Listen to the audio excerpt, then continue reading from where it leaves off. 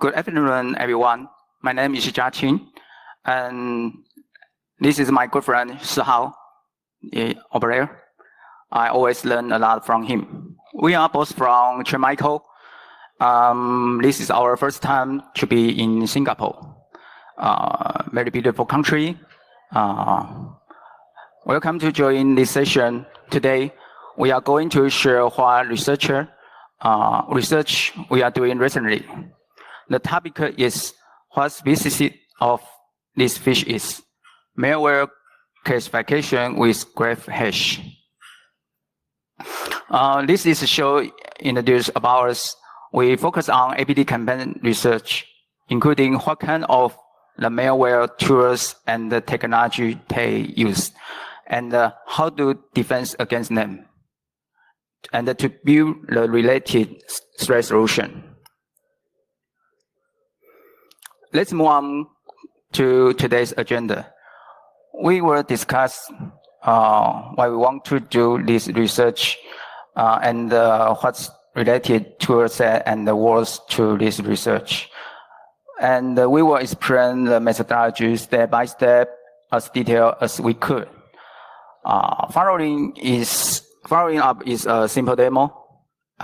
We made a POC, and we will demonstrate how to use the POC to get graph hash.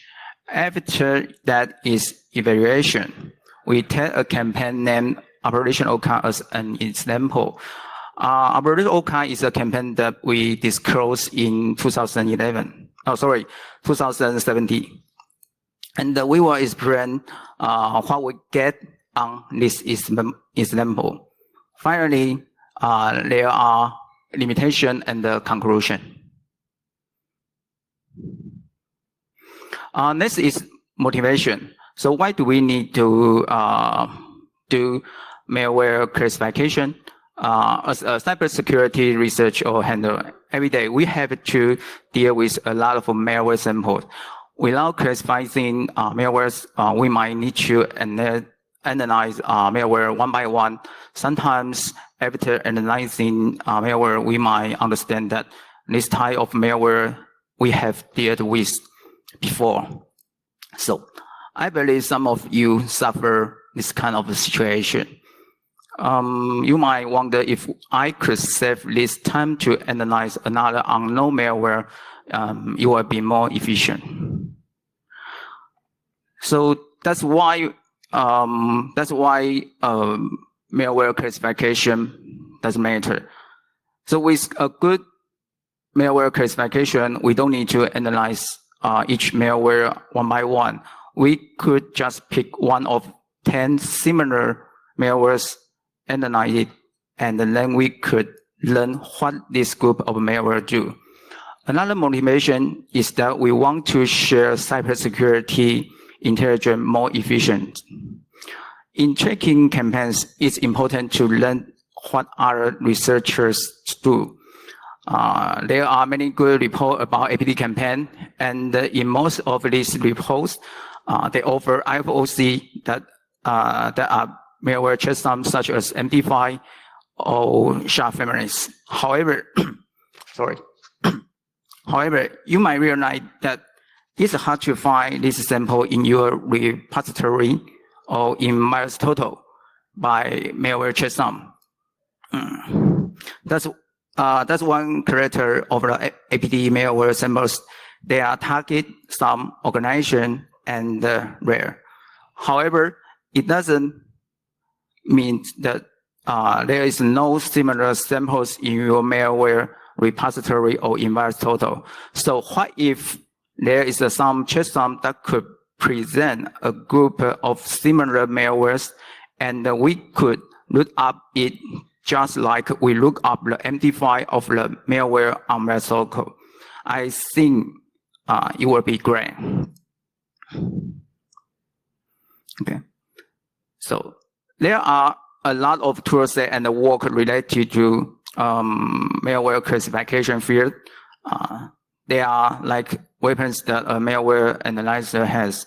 I just list few stuff, but they should be very practical and widely used. We will check each taxonomy very quickly. They are crypto hash like MD5 and the SHA family, and Faraday hash like TLSH, SSDeep, and the feature-based like import hash or graph hash based like BinDiff, or hybrid like import fuzzy is combine feature-based and Faraday hash. There should be a machine learning or AI taxonomy here.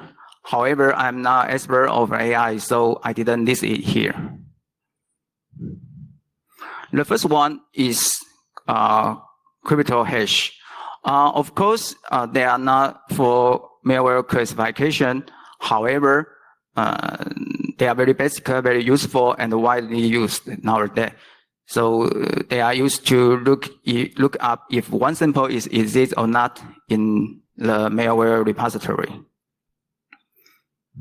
The second one is Faraday hash. It also called CTPH, and it used to match input that has have homologies.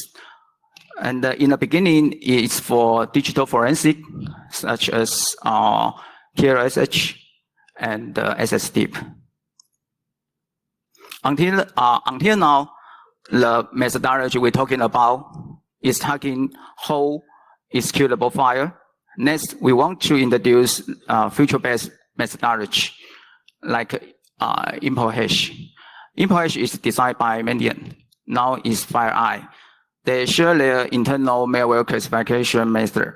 Import hash take the import table, import address table, IAT as the executable feature, as the feature of the executable. So you can treat it as a part contents of the executable. And then it creates a hash based on the library API names and their specific order within the executable. The next is a hybrid method, like import fuzzy. Import fuzzy basically extends their idea of import hash. Or we could say that it combines import hash and the fuzzy hash.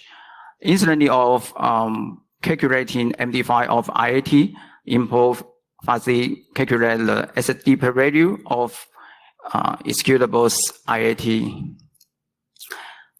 It's an idea from Tanunaji-san from JPCert.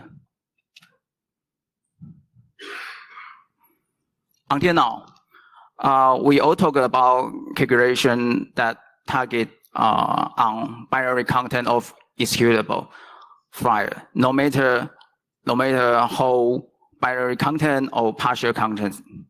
Now, there's another taxonomy that is graph based. It's now analyze the difference of the executable from graph point of view. The below picture is a code graph screenshot from IDEA Pro. So in graph, you can treat it as a map of a executable. In graph-based similarity analysis, it didn't look close at disassembly or binary content.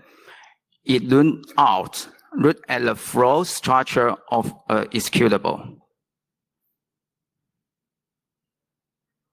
For example, BinDiff. BinDiff is a very powerful tool to analyze and compare executable file in the graph-based field.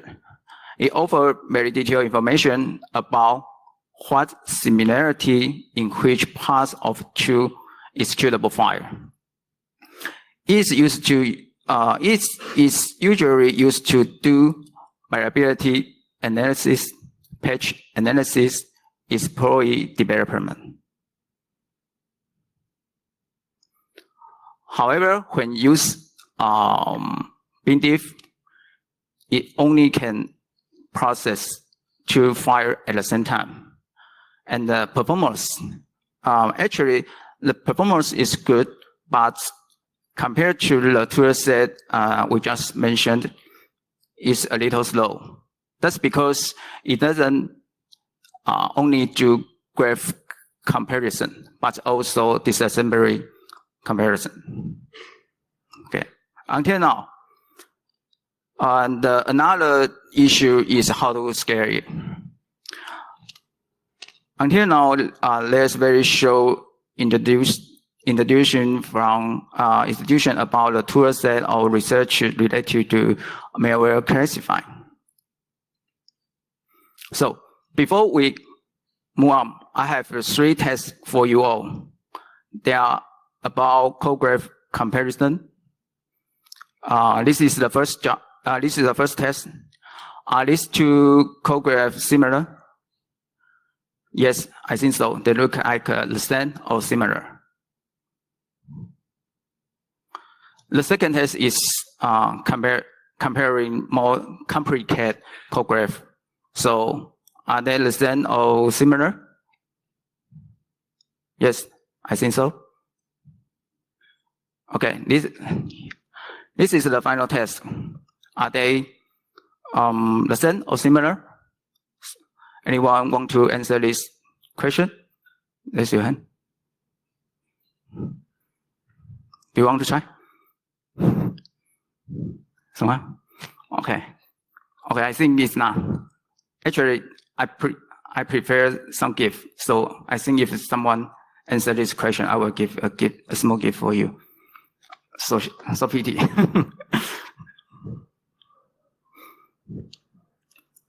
Okay.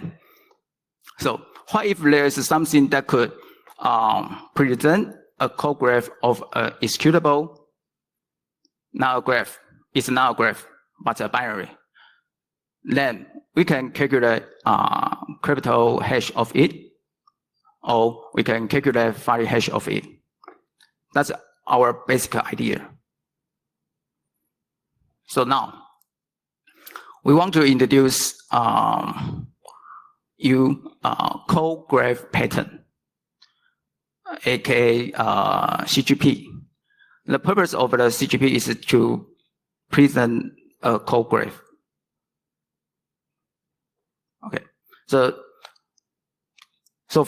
our methodology is belong to hybrid taxonomy. First, essentially, CGP is a graph-based pattern, and that is binary data. So we could combine CGP with crypto hash or file hash. So it's a methodology flow. At the beginning, we have a code graph of executable. Then we calculate the code graph pattern. The pattern is binary format of data. So we could calculate crypto hash or file hash of it.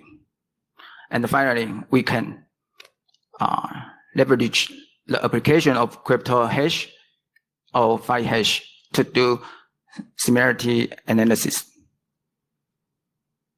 Okay. So let's start with graph hash. Oh, sorry. Let's start with code hash. Let's start with code graph. Okay. This screenshot displays what a code graph look like. We have it by use IDAPRO. To implement our idea, we use IDAPRO a lot. So the following content will come with the screenshots of IDAPRO. So what is a code graph? From graph point of view, a code graph is composed a set of vertices and a set of edges. Mapping back to an executable, vertices present functions of executable. From graph point of view, edges describe the relationship between vertices. That means vertex A go to vertex B. And the mapping back to an executable it means execute flow, means function A calls function B. So here is a simple abstract code graph example. In this code graph, there are vertices from 0 to 9, and they present functions. And there are edges 1 to 9, 2 to 0, 2 to 0, 5 to 9, and as the slide show, and they present relationship between vertices.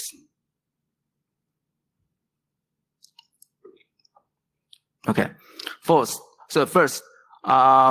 let's go to look at vertices. From IDA Pro point of view, a set of vertices is include every function that could recognize and import the function that is from dynamic link library. So after getting a set of vertices, we want to assign a value to a vertex.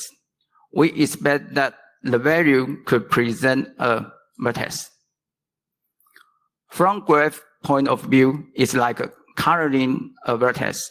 So here is an example. Both of code graphs share the same layout, and each pair of related vertices has the same colors. So we may say that these two code graphs are identical. The next example is also is similar.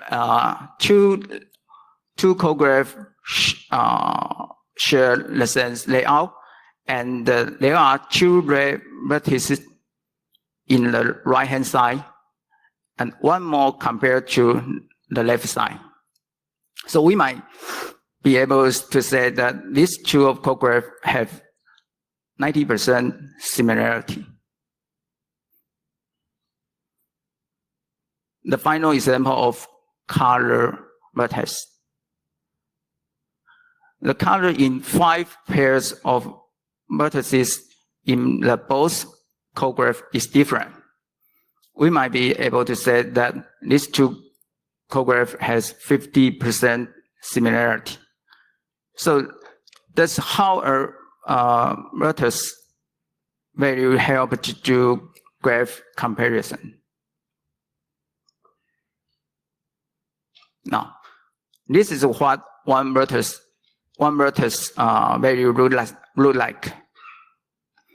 We take two property of function to define the vertex value. They are function address block and the function type. The value is 16 bits from bit 0 to 7. Store the address block, and from bit 8 to 15 is store function type, and the address block will be from 0 to 50, and the function type will be from 0 to 4. I will explain their definition in the following slide. So function type, we refer this 5 types, 5 function type from bin export. Bin export is a subproject of bin diff. They are include regular function, library function, import function, function, embedded function. Okay. Now go to the address block. The address block describes which address block that a function is belong to. So it's kind of normalization processing. Here is how to get it. So first, we divide whole linear address space into 16 address blocks. And then we calculate which address block that each function locates according to its starting address. Sorry. So you can see the above screenshot, above picture. Function 1 is belong to block 0, and the function 2 is 2. Function 3 is belong to block 1, and the function n minus 1 minus 2 is belong to block 12. So next is edge. So how do we get a set of edge in a code graph? It's pretty easy with IDA We check every item's cross-reference information in the function. If one item has a cross-reference to another function, then we build a relationship. That means we get the edge between functions. The left-hand screenshot is present the code cross-reference example in IDA and on the right side, on the right hand, there are edges listing. Now, we are moving to a code graph traversal strategy. Until now, we already have a set of vertices and a set of edges. The next step will be building a code graph pattern for a code graph. So it's about code graph traversal strategy. Basically, it has two protocols. The first one is start with root vertex. Root vertex is a vertex that has no parents. And the second one, and the second protocol is deep first search.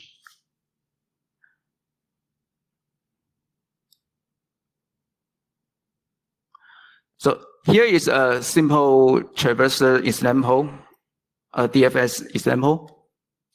We have a code graph as the graph on the right side. This code graph has a set of vertices. There are 1, 2, 5, 6, 7, 8, and 9. And the edges is 5 to 9, 5 to 6, 6 to 1, 9 to 7, 9 to 8, and 9 to 2. And the root vertex is 5. So after traversing, the code graph pattern will be 5, 9, 7, 8, 2, 6, 1.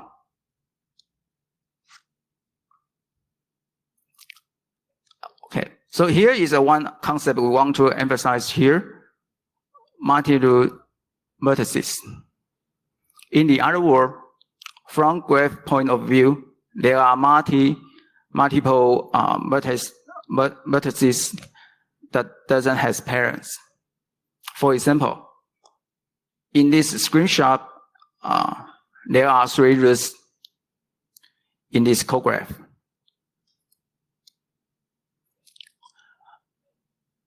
Having multiple root vertices is very common in a code graph. For example, a Windows service DLL. It has 2 expos.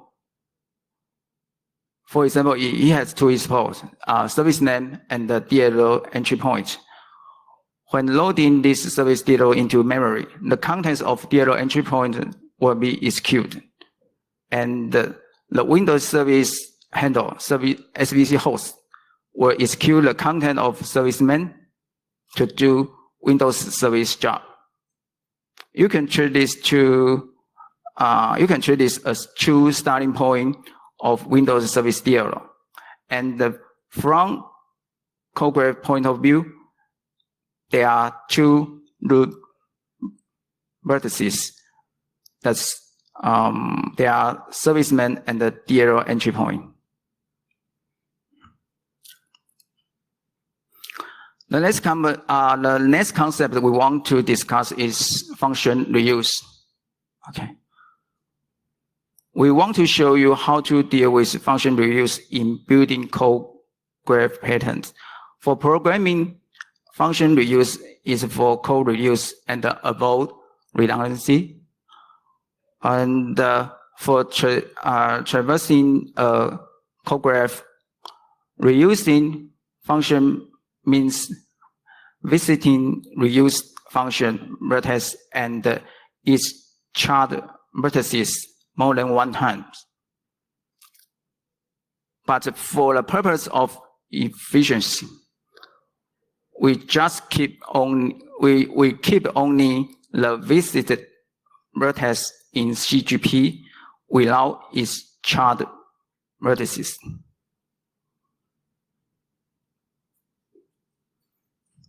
Okay, so here is the reuse functions code graph example.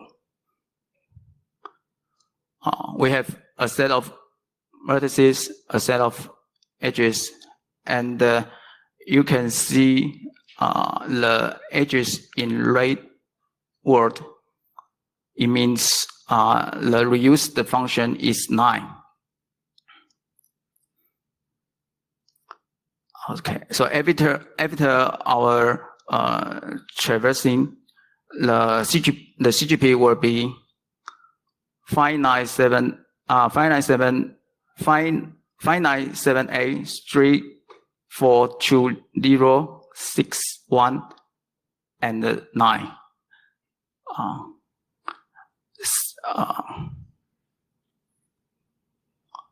Okay. And the 7 9 and the 7A3420 will not be stored in CGP here again.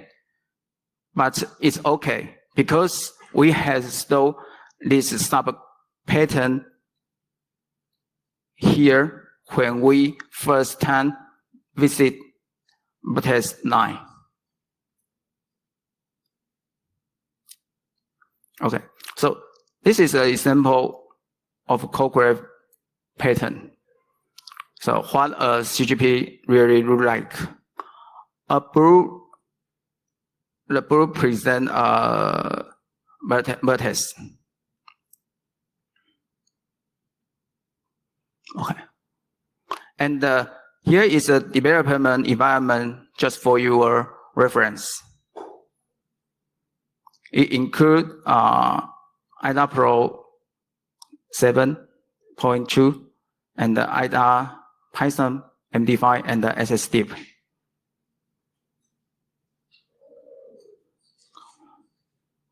Okay, so here we have a simple demo for you.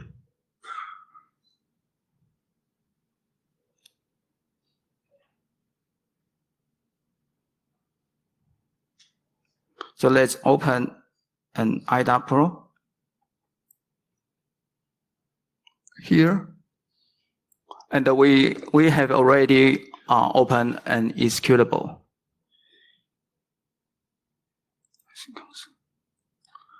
And we run the PLC script.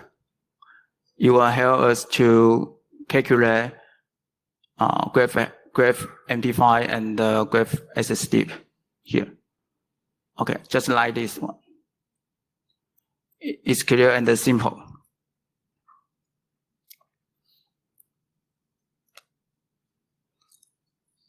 And we also have a batch file that can help you to processing multiple files in the same time. And the batch file is go.gh.python. And you have to set up, you have to assign IDA path for it and the path of the samples. Let's go. He will show you, he will update the status of the processing.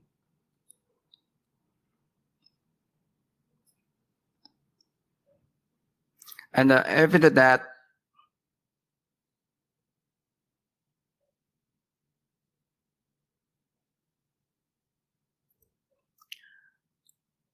it will give you this kind of result, and it will tell you, it will give you the file name and then the executable graph hash, graph sdip, and the file sdip.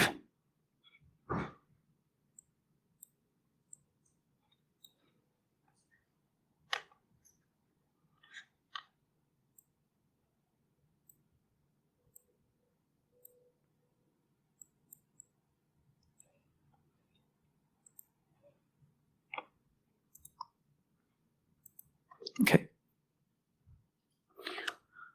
So evaluation. We take a campaign that we name it Operation OCA as example. And Operation OCA is a long-term cyber spy operation. And most targets are East Asia countries. We disclosed it in 2017. Okay. The low samples of OCA include 322 distinct samples. And we take these 322 distinct samples into 10 families. The facts are based on tokens communication protocol of C2 used by malware.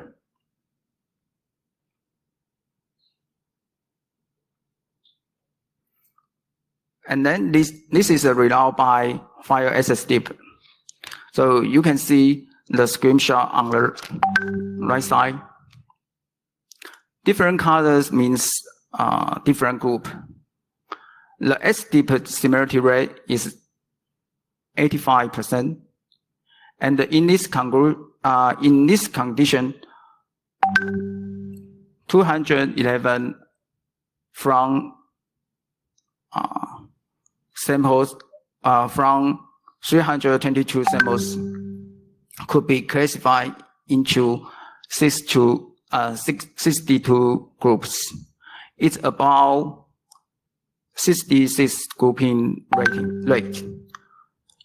And in the screenshot, the white points means the samples that doesn't get grouping. And this is a result by graph MD5. 260 from 322 samples could be classified into 71 groups. It's about 81 grouping rate.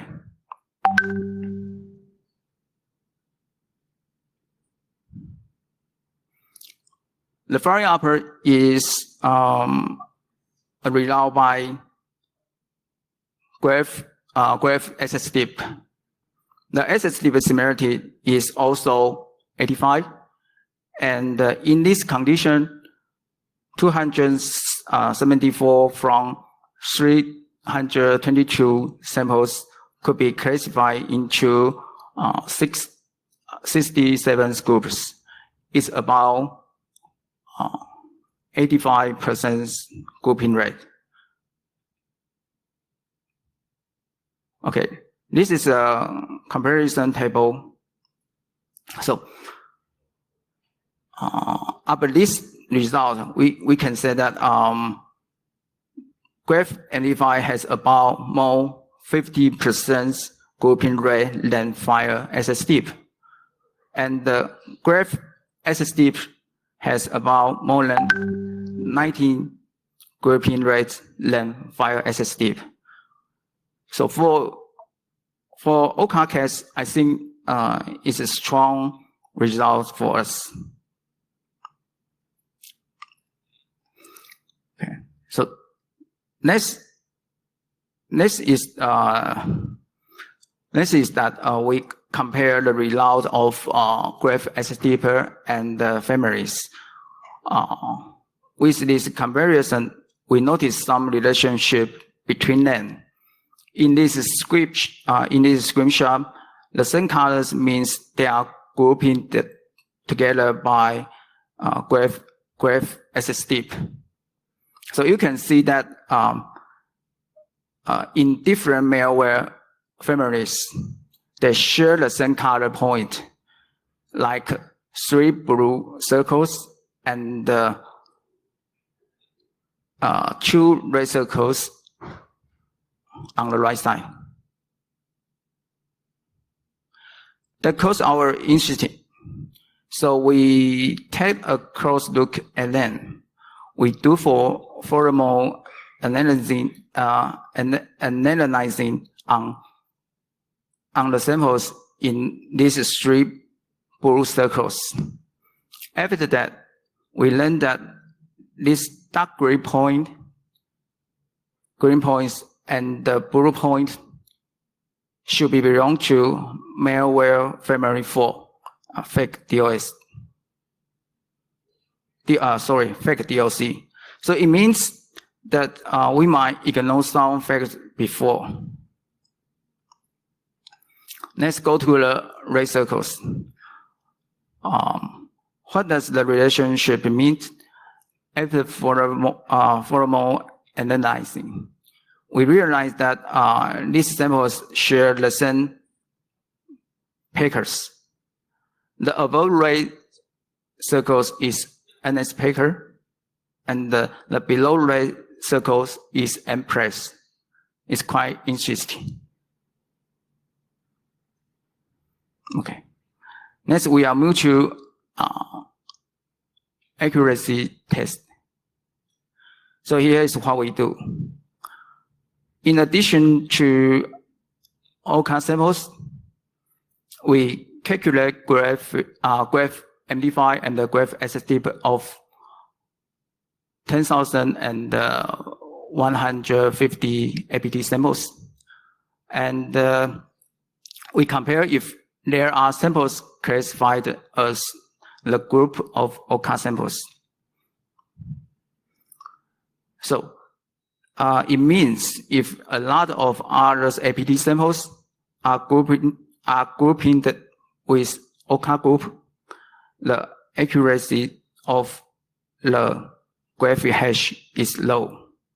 If not, the accuracy is good. And the result is only 1 sample from OCA and the 2 samples from ATB samples are classified. Other APT samples are classified as the same group. Okay. And the reason is they share the same packer. Okay, limitation. Graph hash is not so good for packer or simple structure executable, but I think it's pretty common for static executable analysis. However, in some situations, CGP could recognize some packer routines. And for now, we learn on IDA Pro very much. We need IDA Pro to complete our job. Feature word. Right now, we lack of benign file test and the ERF and the Mark O file test. We just use graph hash on around 50 to 60 samples of ELF and the Mark O files. And it works fine so far. But we still need to test large amounts of this kind of files.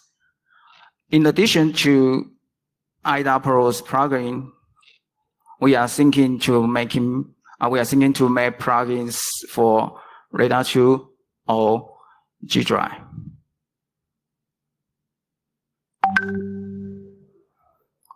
Publish plan and the schedule.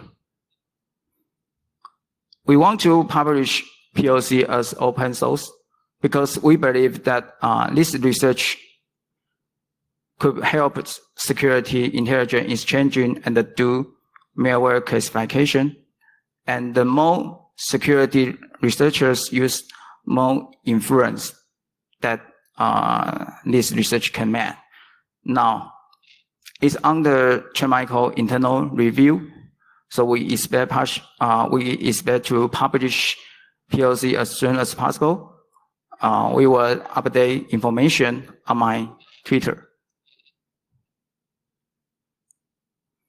Okay.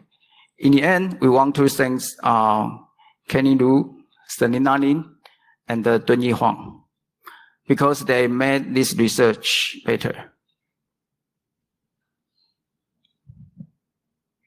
Okay, so thank you again for all of you joining this session. So we hope you like it.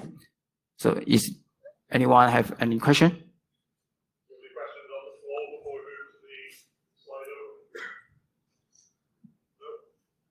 No? Okay.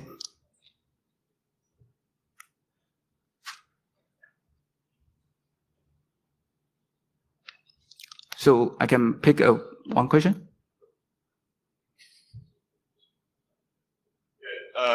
If you could just start with the top question there.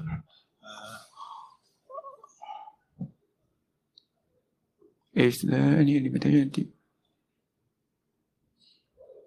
Are there any limitations to the types of program that this technology can be used on, or this approach? Okay. Here's the answer for Andrew. For now, our testing is on Windows platform, and we just test few sample like EL file or Mark O file.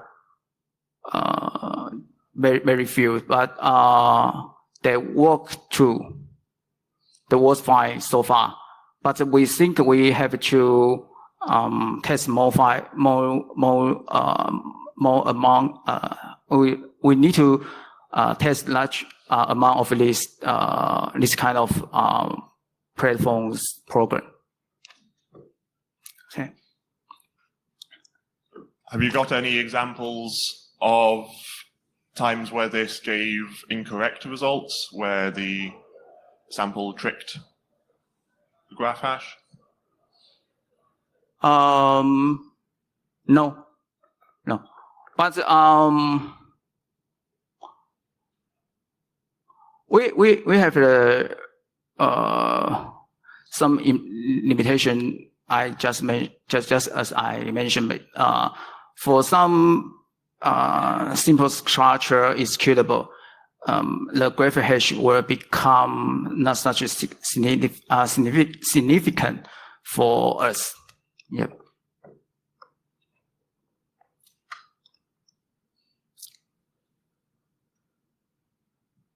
Okay, this is a very good question. So the hunter to ask, do we try to use dynamic graph behavior of malware? Okay, I think it might be a solution for the situation that we face, like the Packer similarity analysis. But the problem is, in my thought, I think we could run this executable a little bit, and then we keep the status of the such as a memory status, and then we calculate the graph hash of it. But the problem is, how do we know what is the start point of dynamic analysis? Okay. The next question is, how do we do recursive or circus? Okay, just I mentioned I will keep the subroot of the function key is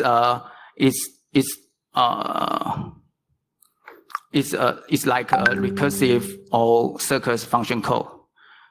So I didn't go through all of its chart vertices. So it will help us to do more efficient way.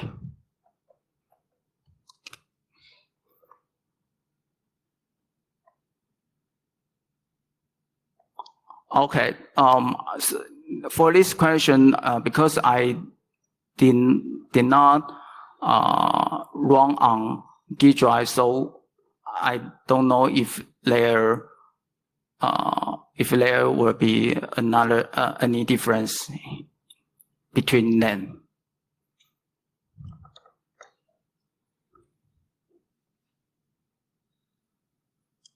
I think it's not necessary.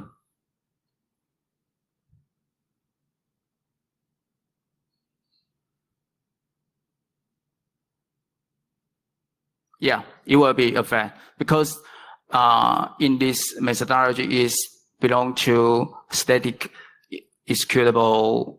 Is belong to static analysis.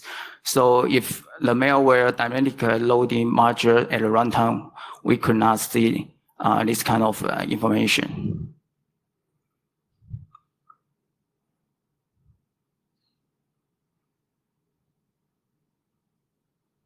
No. It is focused on malware classification. Okay, thank you very much. Do we have any more questions from the floor before we finish? We've still got a bit of time. No? Okay. Who's Andrew? Who Thank asked you. that top question? Yeah. Yeah. Thank you. Okay, thank you very much. Thank you.